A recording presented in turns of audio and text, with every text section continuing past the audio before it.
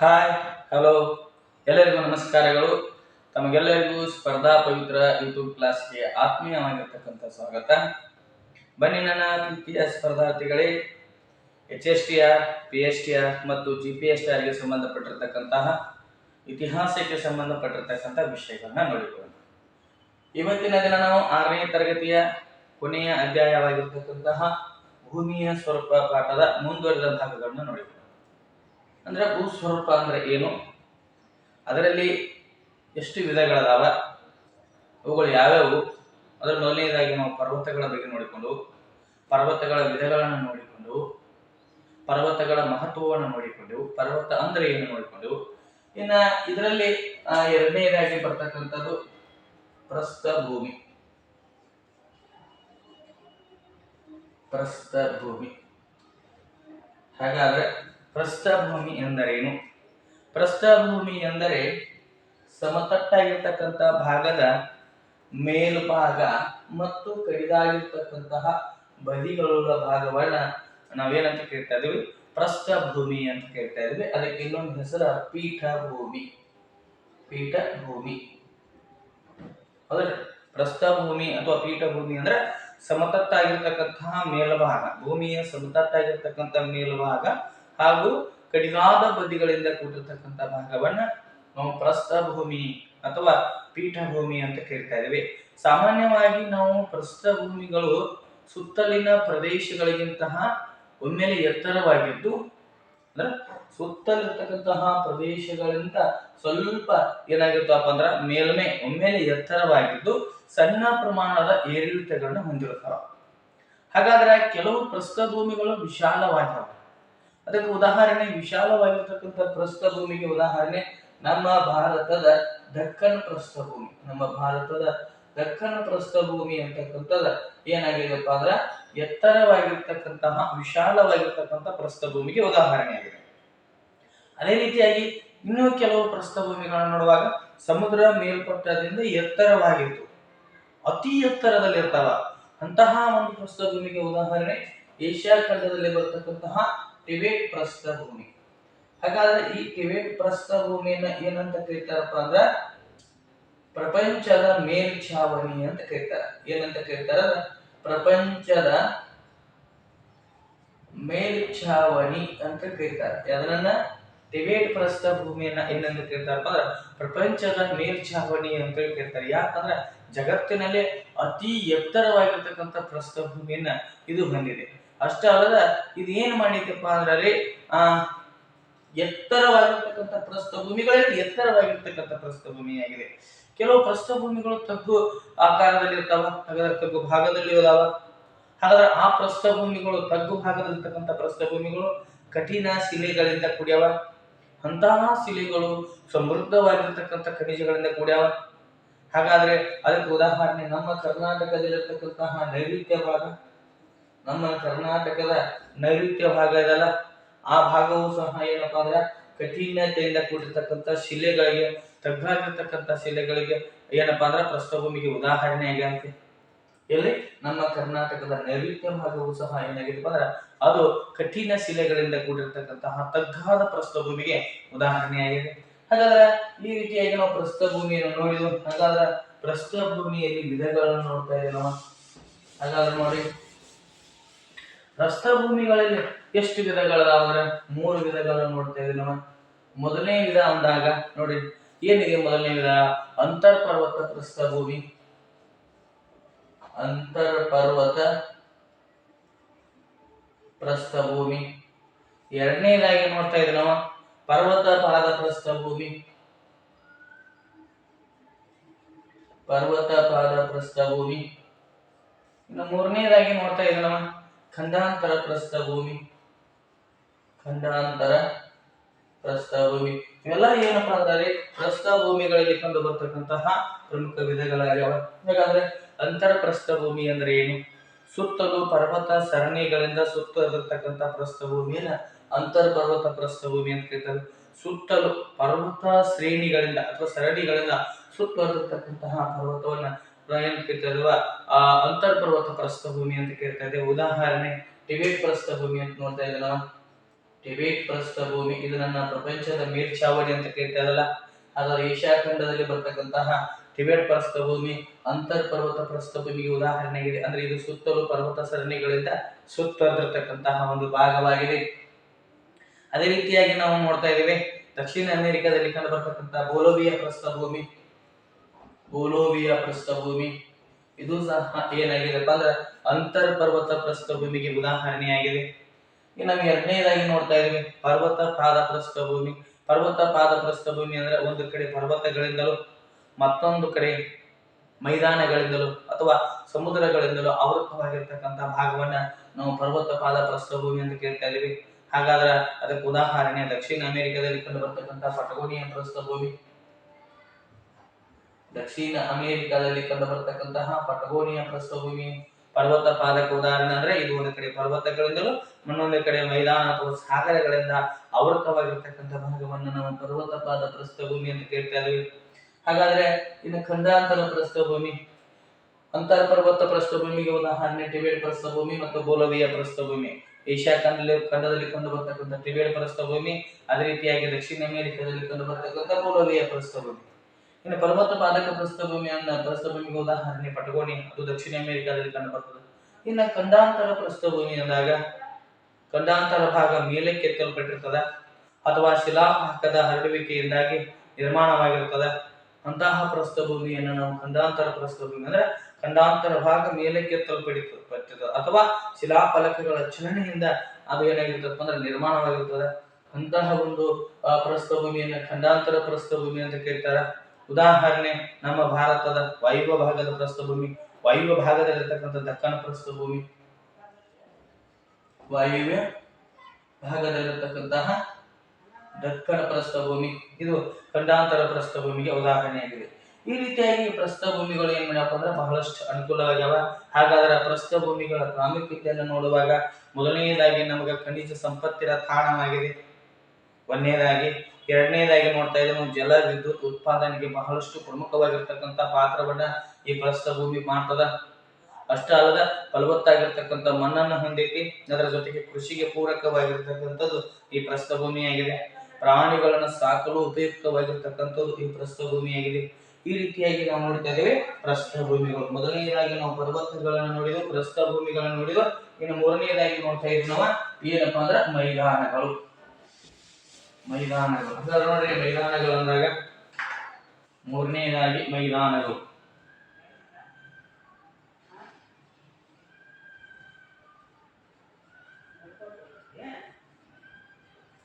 ನೋಡ್ರಿ ಮೈದಾನಗಳನ್ನು ನಾವು ಮೂರು ವಿಧಗಳಾಗಿ ಮಾಡ್ತಾ ಇದ್ದೀವಿ.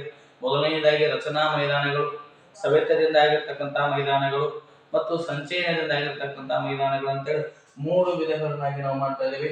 ಮೊದಲನೆಯದಾಗಿ ನೋಡ್ತಾ ಇದ್ದೀವಿ ರಚನಾ ಮೈದಾನಗಳು.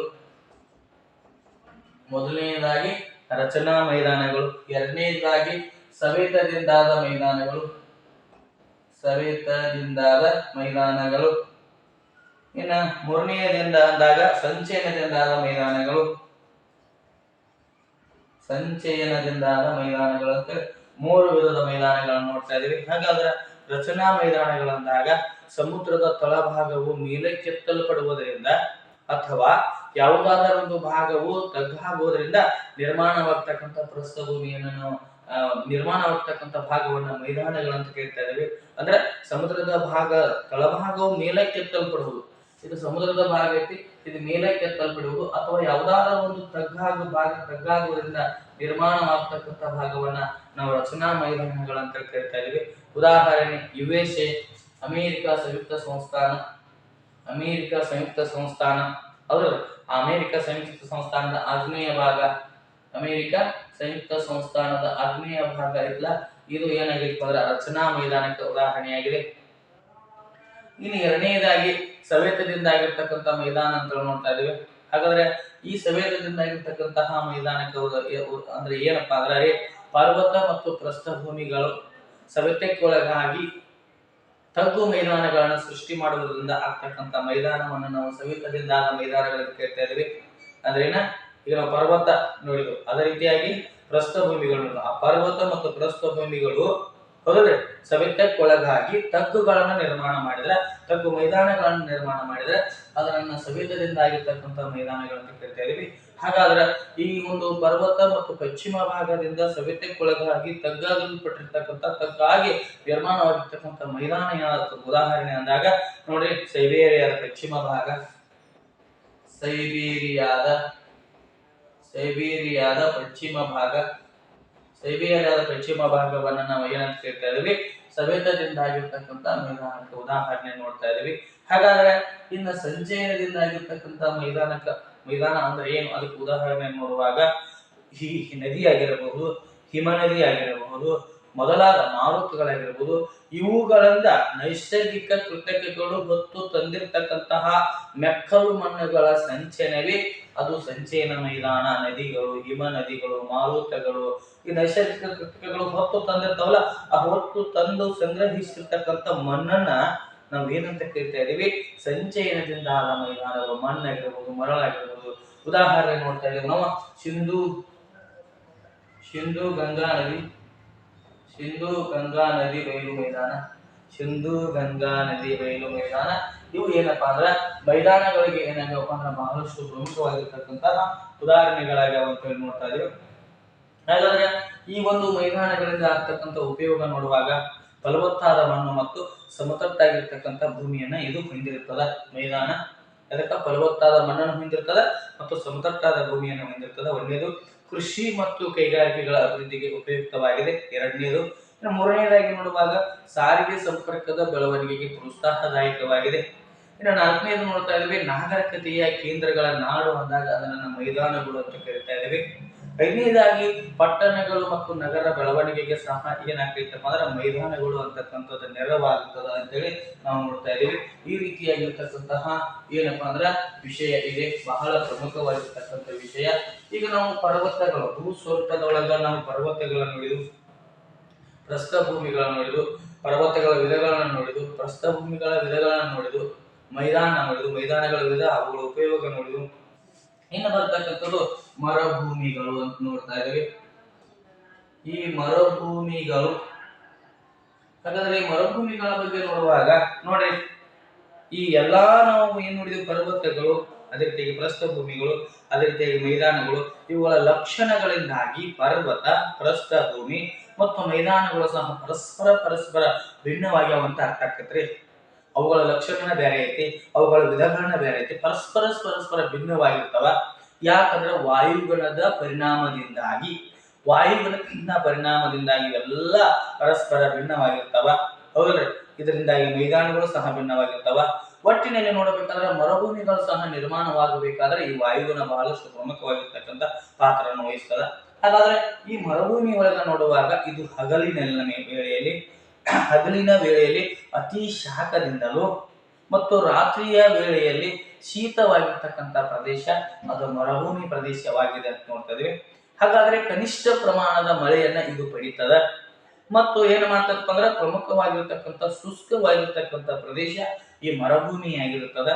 ಆದುದರಿಂದ ಮರುಭೂಮಿ ಒಂದು ವಿಸ್ತಾರವಾಗಿರ್ತಕ್ಕಂಥ ಶುಷ್ಕ ಪ್ರದೇಶದ ಭೂಮಿ ಮೇಲೆ ಏನ್ ಮಾಡ್ತದಪ್ಪ ಅಂದ್ರೆ 1/5 ಭಾಗ ಮರುಭೂಮಿಗಳಿಂದ ಆವೃತವಾಗಿದೆ ಅಂತ ನೋಡ್ತಾ ಇದೀನಿ. ಭೂಮಿಯಲ್ಲೇ 1/5 ಭಾಗ ಅಂದ್ರೆ ಒಂದು ಭೂಮಿ ಐತಿ, ಅದರಲ್ಲಿ ನೋಡ್ರಿ 5 ಇಲ್ಲದಾಗ 1 ಭಾಗ ಏನಾಗಿರ್ತೈತಪ್ಪ ಅಂದ್ರ ಅದು ಮರುಭೂಮಿಯಿಂದ ಕೂಡಿರ್ತದ ಅಂತ ನೋಡ್ತಾ ಇದೀವಿ.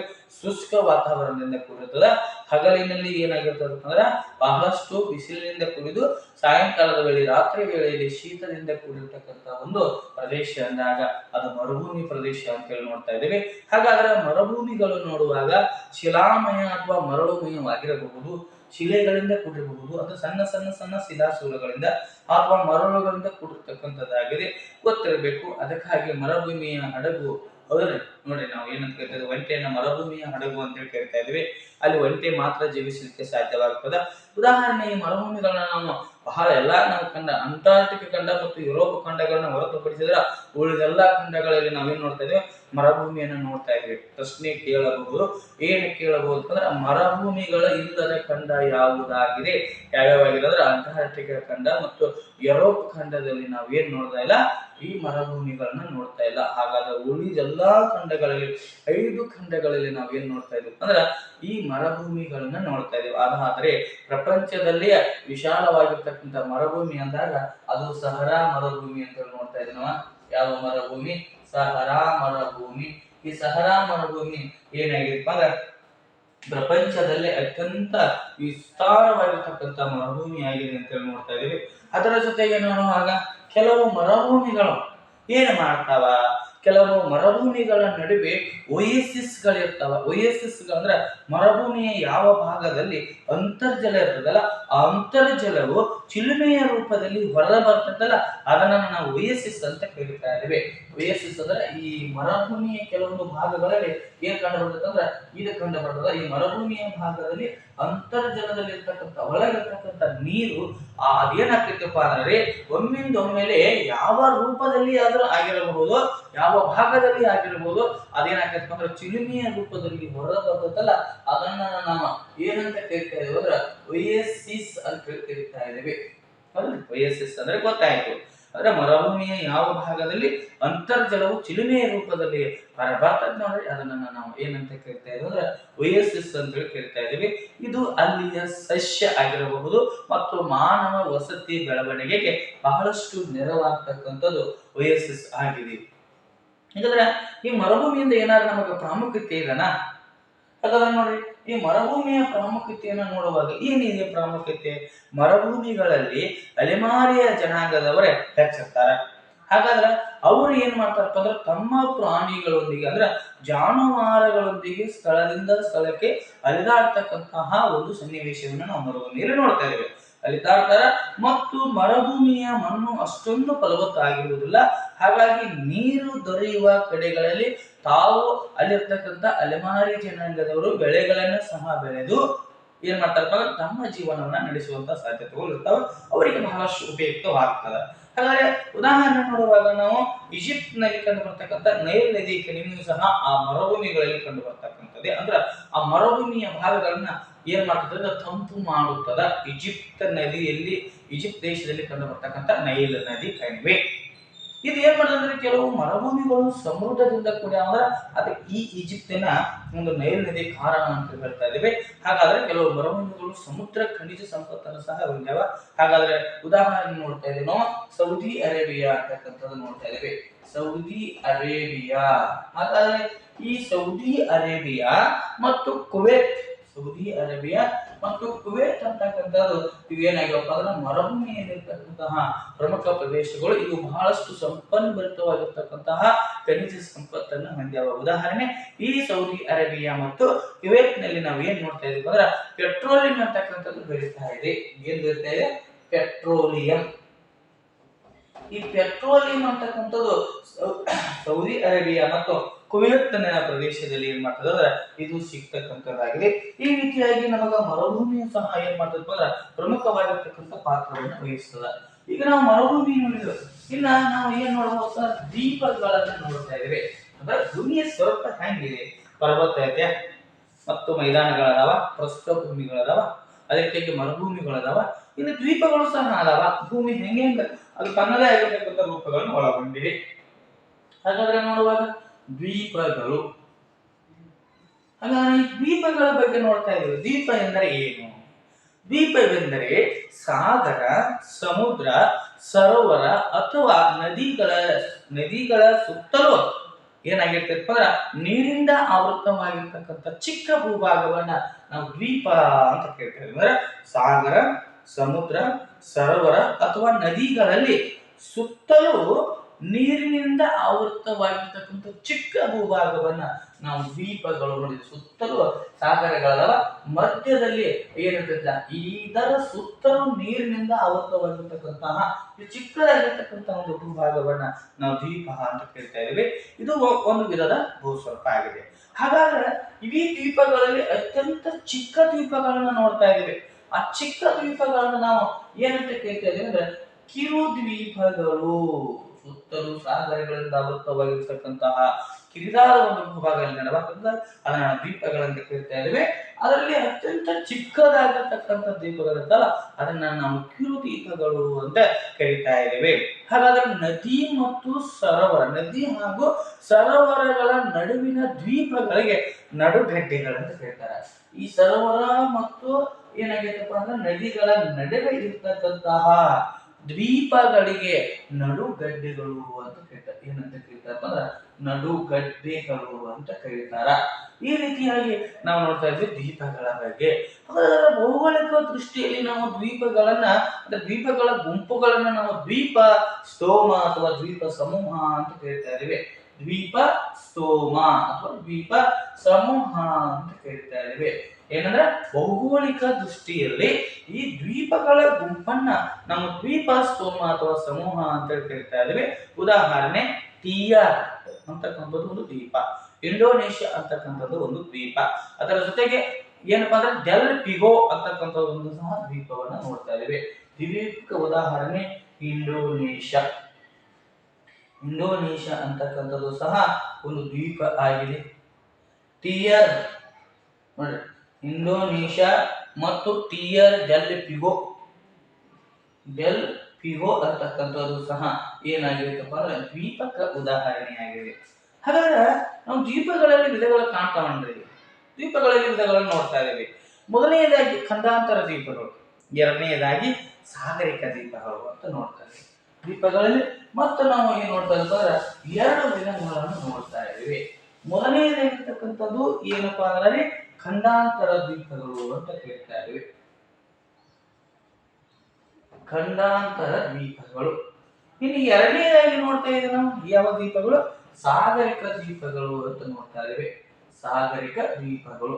ಹಾಗಾದ್ರೆ ಈ ಖಂಡಾಂತರ ದ್ವೀಪಗಳು ಸಾಗರ ದ್ವೀಪಗಳು ಅಂದಾಗ, ಖಂಡಾಂತರ ದ್ವೀಪಗಳು ಅಂದಾಗ ಖಂಡದ ಪ್ರಧಾನ ಭೂಭಾಗದಿಂದ ಪ್ರತ್ಯೇಕಗೊಂಡು ನಿರ್ಮಾಣವಾಗಿರ್ತಕ್ಕಂಥ ಒಂದು ಭಾಗವೇ ಅದು ಏನಪ್ಪಾ ಅಂದ್ರೆ ಖಂಡಾಂತರ ದ್ವೀಪಗಳು ಅಂತ ಕರೀತಾರೆ.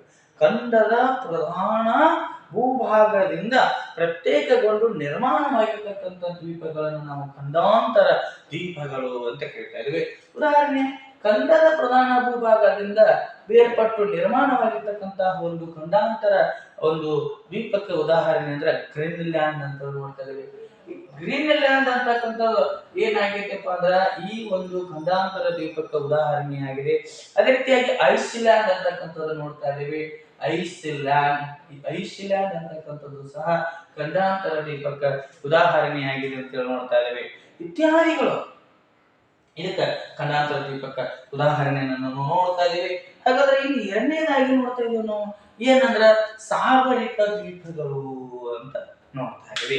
ಹಾಗಾದ್ರೆ ಸಾಗರಿಕ ದ್ವೀಪಗಳು ಬಹು ಮುಖ್ಯವಾಗಿ ಜ್ವಾಲಾಮುಖಿ ವಸ್ತುಗಳ ಸಂಚಯನದಿಂದ ನೋಡ್ರಿ, ಯಾವ ಸಾಗರಿಕ ದ್ವೀಪಗಳಂದಾಗ ಬಹು ಏನಾಗಿತ್ತು ಅಂದ್ರೆ ಸಾಮಾನ್ಯವಾಗಿ ಇವು ಜ್ವಾಲಾಮುಖಿ ವಸ್ತುಗಳ ಸಂಚಯನದಿಂದ ಸಾಗರಗಳ ಮಧ್ಯದಲ್ಲಿ ನಿರ್ಮಾಣಗೊಂಡಿರ್ತಕ್ಕಂತಹ ಒಂದು ದ್ವೀಪಗಳನ್ನ ಜ್ವಾಲಾಮುಖಿ ದ್ವೀಪಗಳು ಅಂತ ಕರೀತಾ ಇದ್ದೇವೆ. ಜ್ವಾಲಾಮುಖಿ ದ್ವೀಪಗಳು ಅಂದಾಗ ಗೊತ್ತಾಯ್ತು, ಬಹು ಸಾಮಾನ್ಯವಾಗಿ ಬಹುಮುಖಿ ಒಂದು ಏನಪ್ಪಾ ಅಂದ್ರೆ ಜ್ವಾಲಾಮುಖಿಗಳು ವಸ್ತುಗಳ ಸಂಚಯನದಿಂದ ಸಾಗರಗಳ ಮಧ್ಯದಲ್ಲಿ, ಇದು ಸಾಗರ, ಈ ಸಾಗರಗಳ ಮಧ್ಯದಲ್ಲಿ ಏನಪ್ಪಾ ಅಂದ್ರೆ ಜ್ವಾಲಾಮುಖಿ ಒಳಗಾಗಿದೆ.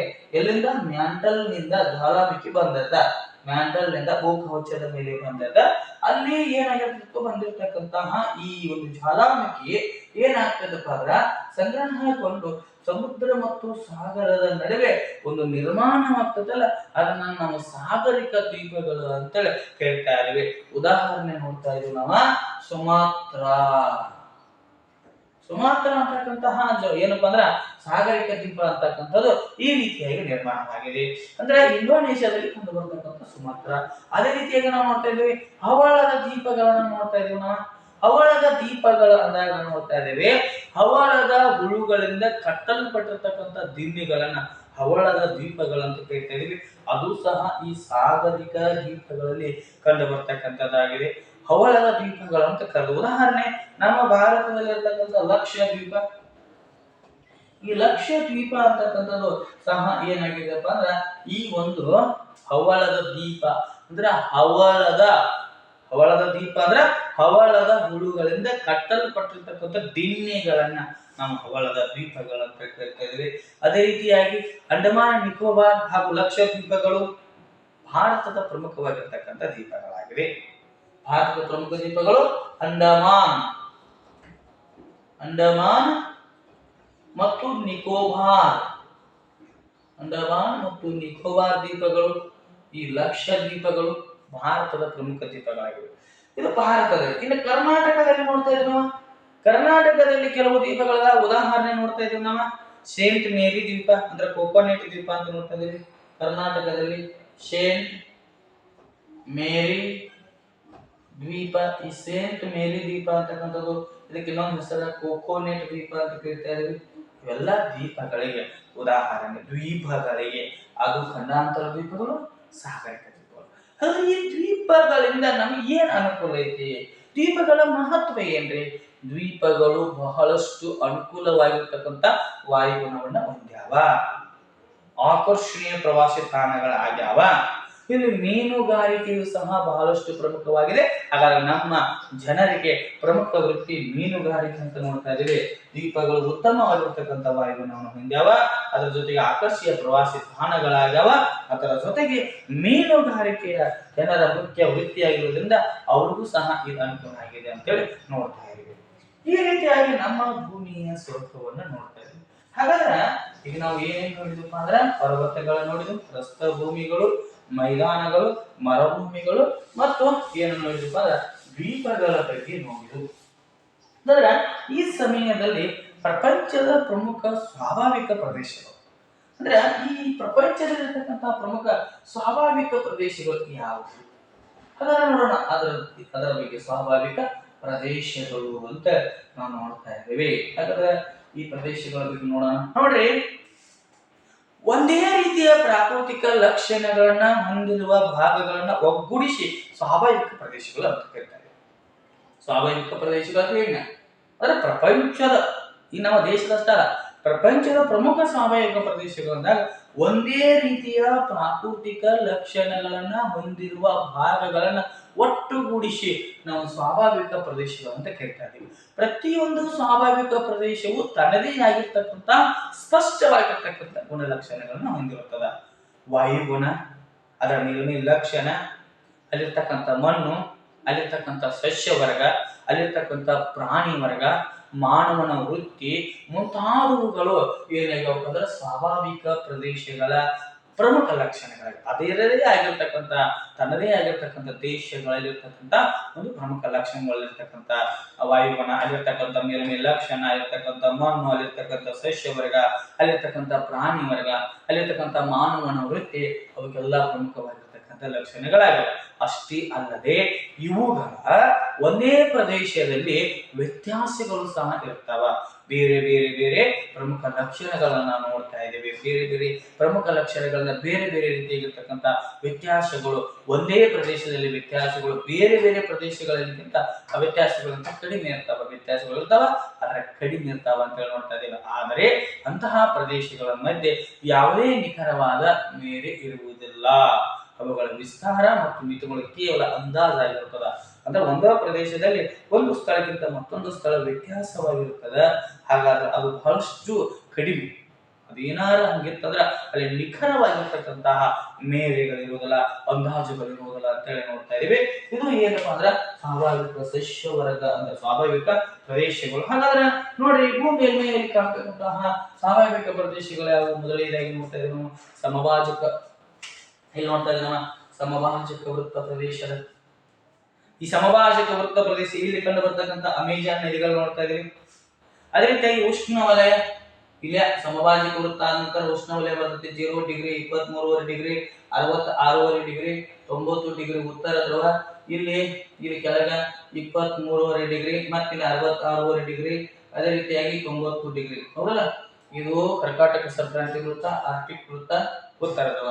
ಮಕರ ಸಂಕ್ರಾಂತಿ ವೃತ್ತ, ಅಂಟಾರ್ಟಿಕ್ ವೃತ್ತ, ದಕ್ಷಿಣ ಧ್ರುವ. ಇಲ್ಲಿ ಸಮಭಾಜಕ ವೃತ್ತ ಮತ್ತು ಅಮೆಜಾನ್ ಮಾದರಿ ಅಂತಕ್ಕಂಥದ್ದನ್ನ ನಾವು ಸ್ವಾಭಾವಿಕ ಪ್ರದೇಶಗಳಿಗೆ ಉದಾಹರಣೆ ಮಾಡ್ತಾರೆ. ತನ್ನದೇ ಆಗಿರ್ತಕ್ಕಂಥ ಈ ಭೂಮಿಯ ಮೇಲ್ಮೆಯಲ್ಲಿ ಅನೇಕ ಸ್ವಾಭಾವಿಕ ಪ್ರದೇಶಗಳನ್ನ ವಿಂಗಡ ಮಾಡಲಾಗಿದೆ. ಹಾಗಾದ್ರೆ ಅವು ಯಾವ್ಯಾವ ಕೆಲವೊಂದು ಪ್ರದೇಶಗಳನ್ನು ವಿಂಗಡಣೆ ಮಾಡಲಾಗಿದೆ. ಮೊದಲನೆಯದಾಗಿ ನೋಡ್ತಾ ಇದ್ದೀವಿ ನಾವು ಸಮಭಾಜಕ ವೃತ್ತದ ಪ್ರದೇಶ ಅಥವಾ ಈ ಸಮಭಾಜಕ 0 ಡಿಗ್ರಿ ಸಮಭಾಜಕ ಇಲ್ಲ, ಈ 0 ಡಿಗ್ರಿ ಸಮಭಾಜಕ ವೃತ್ತ ಪ್ರದೇಶ ಅಲ್ಲಿರ್ತಕ್ಕಂಥ ಅಮೆಜಾನ್. ಅದೇ ರೀತಿಯಾಗಿ ಎರಡನೇದಾಗಿ ಉಷ್ಣವಲಯದ ಹುಲ್ಲುಗಾವಲು ಪ್ರದೇಶ ಅಥವಾ ಸುಡಾನ್ ಮಾದರಿಯ ಹುಲ್ಲು ಪ್ರದೇಶವನ್ನ ನೋಡ್ತಾ ಇದ್ದೀವಿ. ಮೂರನೇದಾಗಿ ಉಷ್ಣವಲಯದ ಮಾನ್ಸೂನ್ ಪ್ರದೇಶಗಳು, ನಾಲ್ಕನೇದಾಗಿ ಉಷ್ಣವಲಯದ ಸಾಗರಿಕ ಪ್ರದೇಶಗಳು, ಐದನೇದಾಗಿ ಉಷ್ಣವಲಯದ ಮರುಭೂಮಿ ಪ್ರದೇಶಗಳು ಅಥವಾ ಸಹರಾ ಮರುಭೂಮಿ ಅಂದ್ರೆ ಸಹರಾ ಮಾದರಿಯ ಒಂದು ಉಷ್ಣವಲಯದ ಪ್ರದೇಶವನ್ನ ನೋಡ್ತಾ ಇದ್ದೀವಿ. ಅದೇ ರೀತಿಯಾಗಿ ಸಮಶೀತೋಷ್ಣ ವಲಯದ ಮರುಭೂಮಿಗಳು, ಏಳನೇದಾಗಿ ಮೆಡಿಟರೇನಿಯನ್ ಅರಣ್ಯ ಪ್ರದೇಶಗಳನ್ನ ನೋಡ್ತಾ ಇದ್ದೇವೆ. ಅದೇ ರೀತಿಯಾಗಿ ಎಂಟನೇದಾಗಿ ಬೆಚ್ಚಗಿನ ಸಮಶೀತೋಷ್ಣ ವಲಯದ ಪೂರ್ವ ಅಂಚಿನ ಪ್ರದೇಶಗಳು ಅಂದ್ರೆ ಚೀನಾ ಮಾದರಿಯ ಒಂದು ಪ್ರದೇಶಗಳನ್ನು ನೋಡ್ತಾ ಇದ್ದೇವೆ. ಒಂಬತ್ತನೇದಾಗಿ ನೋಡ್ತಾ ಇದ್ದೇವೆ ತಂಪು ಸಮಶೀತೋಷ್ಣ ವಲಯದ ಪೂರ್ವ ಅಂಚಿನ ಅಂದ್ರೆ ತಂಪು ಸಮಶೀತೋಷ್ಣ ವಲಯದ ಸಾಗರಿಕ ಪ್ರದೇಶಗಳು, ಅಲ್ಲಿ ಪಶ್ಚಿಮ ಒಂದು ಯುರೋಪ್ ಮಾದರಿ ಅಂತ ನೋಡ್ತಾ ಇದ್ದೇವೆ. ಚೀನಾ ಮಾದರಿ ಅಂದಾಗ ಬೆಚ್ಚಗಿನ ಸಮಶೀತೋಷ್ಣ ವಲಯದ ಪೂರ್ವ ಅಂಚಿನ. ಇನ್ನ ಈ ಪಶ್ಚಿಮ ಯುರೋಪ್ ಮಾದರಿ ಅಂದಾಗ ತಂಪು ಬೆಚ್ಚಗಿನ ಚೀನಾ, ತಂಪು ಒಂದು ಏನಪ್ಪಾ ಅಂದ್ರೆ ಸಮಶೀತೋಷ್ಣ ವಲಯದ ಸಾಗರಿಕ ಪ್ರದೇಶ ಅಂತಕ್ಕಂಥದ್ದು ಸ್ವಾಭಾವಿಕ ಸಸ್ಯವರ್ಗ ಉದಾಹರಣೆ. ಇನ್ನು ಸಮಶೀತೋಷ್ಣ ವಲಯದ ಹುಲ್ಲುಗಾವಲು ಪ್ರದೇಶಗಳು ಅಥವಾ ಪೈರಿ ಮಾದರಿಯ ಹುಲ್ಲುಗಾವಲು ಪ್ರದೇಶ ಅಂತಕ್ಕಂಥದ್ದನ್ನ ನೋಡ್ತಾ ಇದ್ದೀವಿ. ಅದೇ ರೀತಿಯಾಗಿ ನೋಡ್ತಾ ಇದ್ದೀವಿ ನಾವು 11ನೇದಾಗಿ ನೋಡ್ತಾ ಇದ್ದೀವಿ ತಂಪು ಸಮಶೀತೋಷ್ಣ ವಲಯದ ಪೂರ್ವ ಕರಾವಳಿ. ತಂಪು ಸಮಶೀತೋಷ್ಣ ವಲಯದ ಸಾಗರಿಕ ಪ್ರದೇಶಗಳು ಪಶ್ಚಿಮ ಯುರೋಪಿನ ಮಾದರಿಯಾಗಿದೆ. ಇನ್ನು ತಂಪು ಸಮಶೀತೋಷ್ಣ ವಲಯದ ಪೂರ್ವ ಕರಾವಳಿ ಅಂದಾಗ ಸೇಂಟ್ ಲಾರೆನ್ಸ್ ಮಾದರಿ ಅಂತ ನೋಡ್ತಾ ಇದ್ದೀವಿ. ಶೀತ ಖಂಡಾಂತರ ಪ್ರದೇಶಗಳು ಅಥವಾ ಟೈಗಾ ಪ್ರದೇಶಗಳು, 12ನೇದಾಗಿ ಟಂಡ್ರಾ ಪ್ರದೇಶಗಳು ಅಥವಾ ಶೀತ ಮರುಭೂಮಿಗಳು. ಇವೆಲ್ಲ ಏನಾಗಿರಪ್ಪ ಅಂದ್ರೆ ಸ್ವಾಭಾವಿಕ ಪ್ರದೇಶಗಳಿಗೆ ಉದಾಹರಣೆಯಾಗಿದ್ದಾವೆ ಅಂತ ಹೇಳಿ ನೋಡ್ತಾ ಇದ್ದೀವಿ. ಗೊತ್ತಿರಬೇಕು, ಪ್ರಪಂಚದ ಅತಿ ಎತ್ತರವಾಗಿರ್ತಕ್ಕಂಥ ಶಿಖರ ಮೌಂಟ್ ಎವರೆಸ್ಟ್ ಆಗಿದೆ. ಆಫ್ರಿಕಾದ ಪ್ರಸ್ಥಭೂಮಿಯು ಚಿನ್ನ ಮತ್ತು ವಜ್ರದ ಗಣಿಗಾರಿಕೆಯಲ್ಲಿ ಪ್ರಸಿದ್ಧಿಯಾಗಿದೆ. ಆಫ್ರಿಕಾದ ಪ್ರಸ್ಥಭೂಮಿ ಚಿನ್ನ ಮತ್ತು ವಜ್ರದ ಗಣಿಗಾರಿಕೆಯಲ್ಲಿ ಪ್ರಸಿದ್ಧಿಯಾಗಿದೆ. ಅದೇ ರೀತಿಯಾಗಿ ಗಂಗಾ ನದಿ ಮುಖಜ ಭೂಮಿಯು ಪ್ರಪಂಚದಲ್ಲಿ ದೊಡ್ಡದಾಗಿದೆ. ಹಾಗಾಗಿ ಇದನ್ನ ನಾವು ಸುಂದರ್ಬನ್ ಅಂತ ಕರಿತಾ ಇದ್ದೇವೆ. ಗಂಗಾ ನದಿ ಮುಖಜ ಭೂಮಿಯನ್ನು ಏನಂತ ಕರಿತಾ ಇದ್ದೇವೆ? ಸುಂದರ್ಬನ್ ಅಂತ ಹೇಳಿ ಕರಿತಾ ಇದ್ದೇವೆ. ಸಮಶೀತೋಷ್ಣ ವಲಯದ ಹುಲ್ಲುಗಾವಲನ್ನ ನಾವು ನೋಡಿ, ಸಮಶೀತೋಷ್ಣ ವಲಯದ ಹುಲ್ಲುಗಾವಲನ್ನ ನಾವು ಆಫ್ರಿಕಾದಲ್ಲಿ ಏನಂತ ಕರೀತಾ ಇದ್ದೇವೆ? ಸಮಶೀತೋಷ್ಣ ವಲಯದ ಹುಲ್ಲುಗಾವಲನ್ನ ಆಫ್ರಿಕಾದಲ್ಲಿ ಸ್ಟೆಪ್ಟಿ ಅಂತ ಕರೀತಾ ಇದ್ದೇವೆ. ಏನಂತ ಕರೀತಾ ಇದ್ದೇವೆ? ಸ್ಟೆಪ್ಟಿ ಅಂತ ಆಫ್ರಿಕಾ ಖಂಡದಲ್ಲಿ ಕರೀತಾ ಇದ್ದೇವೆ. ಇನ್ನ ನಾವು ಉತ್ತರ ಅಮೆರಿಕಾದಲ್ಲಿ ಏನಂತ ಕರೀತಾ ಇದ್ದೇವೆ? ಉತ್ತರ ಅಮೆರಿಕಾದಲ್ಲಿ ಸಮಶೀತೋಷ್ಣ ವಲಯದ ಹುಲ್ಲುಗಾವಲನ್ನ ಪೈರಿ ಅಂತ ಕರೀತಾ ಇದ್ದೇವೆ. ಏನಂತ ಕರೀತಾ ಇದ್ದೇವೆ? ಪೈರಿ. ಇನ್ನ ದಕ್ಷಿಣ ಅಮೆರಿಕಾದಲ್ಲಿ ನಾವು ಸಮಶೀತೋಷ್ಣ ವಲಯದ ಹುಲ್ಲುಗಾವಲನ್ನ ಏನಂತ ಕರೀತಾ ಇದ್ದೇವೆ ಅಂದ್ರೆ ಪಂಪಾಸ್ ಅಂತ ಕರೀತಾ ಇದ್ದೇವೆ. ಏನಂತ ಕರೀತಾ ಇದ್ದೇವೆ? ಪಂಪಾಸ್ ಅಂತ ಕರೀತಾ ಇದ್ದೇವೆ. ಅದೇ ರೀತಿಯಾಗಿ ನಾವು ಆಸ್ಟ್ರೇಲಿಯಾದಲ್ಲಿ ಏನಂತ ಕರೀತಾ ಇದ್ದೇವೆ? ಆಸ್ಟ್ರೇಲಿಯಾ, ಇದು ಆಫ್ರಿಕಾ. ಆಸ್ಟ್ರೇಲಿಯಾದಲ್ಲಿ ನಾವು ಸಮಶೀತೋಷ್ಣ ವಲಯದ ಹುಲ್ಲುಗಾವಲನ್ನ ಏನಂತ ಕರೀತಾ ಇದ್ದೀವಿ? ಡೌನ್ಸ್ ಅಂತ ಕರೀತಾ ಇದ್ದೇವೆ. ಏನಂತ ಕರೀತಾ ಇದ್ದೇವೆ? ಡೌನ್ಸ್ ಅಂತ ಕರೀತಾ ಇದ್ದೇವೆ.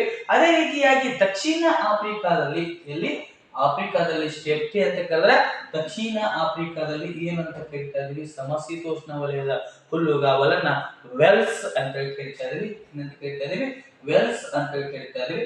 ಈ ರೀತಿಯಾಗಿ ಏನಾಗೈತಿಪ್ಪ ಅಂದ್ರೆ ಈ ಒಂದು ಸಮಶೀತೋಷ್ಣ ವಲಯದ ಏನಪ್ಪಾ ಅಂದ್ರೆ ಹುಲ್ಲುಗಾವಲನ್ನ ಆಫ್ರಿಕಾದಲ್ಲಿ ಸ್ಟೆಪ್ಟಿ, ಉತ್ತರ ಅಮೆರಿಕದಲ್ಲಿ ಪೈರಿ, ದಕ್ಷಿಣ ಅಮೆರಿಕದಲ್ಲಿ ಪಂಪಾಸ್, ಆಸ್ಟ್ರೇಲಿಯಾದಲ್ಲಿ ಡೌನ್ಸ್, ದಕ್ಷಿಣ ಆಫ್ರಿಕಾದಲ್ಲಿ ವೆಲ್ಸ್ ಅಂತ ಹೇಳ್ತಾರೆ. ಗೊತ್ತಿರಬೇಕು, ನಮ್ಮ ಭಾರತದ ವಾಯುವ್ಯ ಭಾಗದಲ್ಲಿ ಉಷ್ಣ ವಲಯದ ಥಾರ ಮರುಭೂಮಿ ಇದೆ.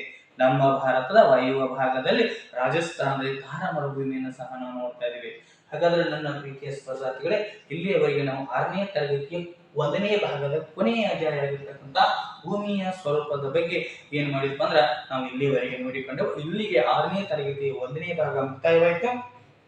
ಇದೇ ರೀತಿಯಾಗಿ ನಾಳೆಯ ದಿನ 6ನೇ ತರಗತಿಯ 2ನೇ ಭಾಗದ ಅಧ್ಯಾಯವನ್ನ ನಾವು ನಾಳೆಯ ದಿನ ನೋಡೋಣ. ಹಾಗಾದ್ರೆ ಇಲ್ಲಿಯವರೆಗೆ ಈ ವಿಡಿಯೋವನ್ನು ವೀಕ್ಷಿಸಿದ್ದಕ್ಕಾಗಿ ನಿಮಗೆಲ್ಲರಿಗೂ ಧನ್ಯವಾದಗಳನ್ನು ಸಲ್ಲಿಸಿ ಈ ಕ್ಲಾಸ್ ಅನ್ನು ಮುಗಿಸ್ತಾ ಇದ್ದೇನೆ. Thank you.